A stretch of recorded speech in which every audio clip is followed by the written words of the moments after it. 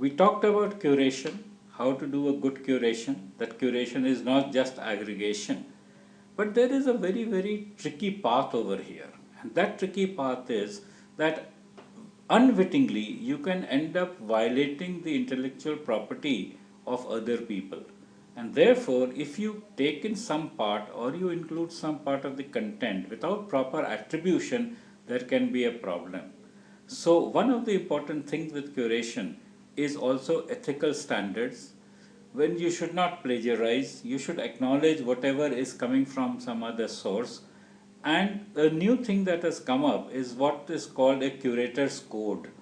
The curator's code has become important because in the traditional thing, when you were referring to something else, you could at the most in speech say quote, unquote, and between the quote and unquote you put in what the other person had said which you are quoting. But in today's time, it is more important to be able to explicitly attribute something, and very often we pick up resources and refer to them without actually having gone to the original resource. So if you have got information of a resource through somebody else, and that is the person from which you are doing, you start acknowledging this by another symbol which says that this is where I heard it, this is where I learnt it from, and so on. It is both an acknowledgement because one of the views that is coming up is just like an original author is important, similarly a person who has searched out some content which was lying buried in the archives on the internet is also important.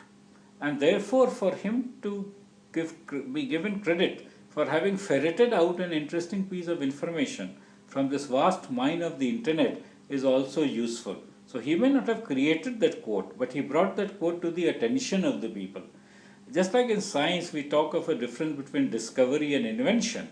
Discovery is something which is already there, but you discovered. Invention is something that you create separately. Similarly, you can create something separately for which you get acknowledgement in terms of whatever your copyright is.